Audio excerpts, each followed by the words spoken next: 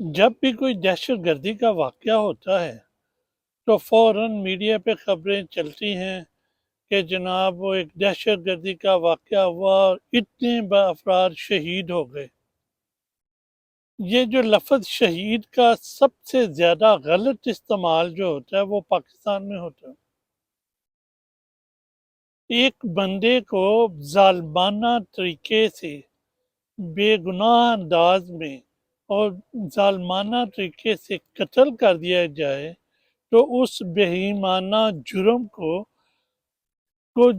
قتل کہنے کی بجائے آپ جب شہید کہہ دیتے ہیں تو وہ ہماری ایک سوسائٹی کا ایک نام ہے کہ شہید ہونا ایک بڑی مبارک چیز ہے۔ تو وہ جرم کی جو نوعیت ہے، جرم کی جو سنگینی ہے، اس کو یہ شہید لفظ بہت کم کر دیتا ہے۔ مثلا علی زئی کا ابھی جو چھوٹا بھائی ہے اس کو ہری پور میں قتل کیا گیا، اتنی ینگ ڈیتھ ہے اور بے گناہ بندہ ہے وہ، ٹھیک ہے، ظاہر ہے ہم انہیں شہید ہی مانیں گے، شہید، لیکن جب اس قتل کا ذکر کیا جائے تو اس کے ساتھ لفظ شہید نہ لگایا جائے، بلکہ کہا جائے کہ علی زئی کے جو چھوٹا بھائی ہے اس کو بڑے بہیمانہ انداز میں نامعلوم افراد نے قتل کر دیا، جس کی کسی کے ساتھ کوئی دشمنی بھی نہیں تھی، تاکہ جرم کی سنگینی جو ہے وہ اجاگر ہو اور سننے والے اور دیکھنے والوں کو کے ذہن کو کمپیل کرے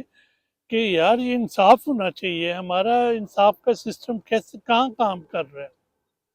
آج تک جتنے بھی نامعلوم افراد نے قتل کیے ہیں ان کا پتہ ہی نہیں چلتا ہمیں، ایسا کیوں ہے؟ عام بندے کی تو بات چھوڑے، جو وزیر اعظم قتل ہو گئے ہیں ہمارے، بے نظیر کا قتل ہو گیا، ابھی تک کچھ پتہ نہیں چلا۔ عمران خان کے اوپر قاتلانہ حملہ ہو گیا، ابھی تک کوئی انصاف نہیں ہو گیا۔ عمران خان جیسی ایف آئی آر کٹوانا چاہتا ہے وہ نہیں کٹی، ارشد شریف کا معاملہ دیکھ لیں۔ تو جرم کی سنگینی کو اجاگر کرنے کے لیے لفظ شہید کا کم سے کم استعمال کیا جائے تاکہ لوگ جو مطالبہ کریں، پکڑیں، ان کے ذہن میں جرم کی سنگینی اجاگر ہو اور وہ حکومت سے مطالبہ کریں کہ بھائی ہمارے عدالتی نظام کو ٹھیک کریں تاکہ لوگوں کو انصاف ملے۔